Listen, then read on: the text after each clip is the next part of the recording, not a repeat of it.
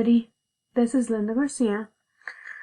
This is my semester wrap-up towards this class. It was challenging to understand at first. But after reading the chapters, it was not that complicated because I have understood what the topic was about. My only confusing point was writing down the learning objective and the lesson plan, because I was having trouble connecting back to the level of cognition, content, product, and quantify. After reading those chapters, it had helped me understand how to set up a learning objective. This is the end of fall 2021 semester, which I'm glad, because now we can rest and enjoy our vacations.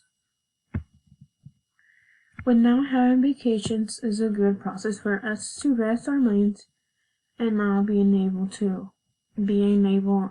front of a book or being in front of the computer, because now that everything is online class, it's kind of challenging because many people are scared to go in person, so they'd rather take online classes because of this new pandemic that's going around, which is scary to think that getting COVID, it's one of the toughest time of the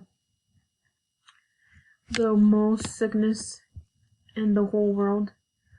So this is my wrap up of the semester, and having content and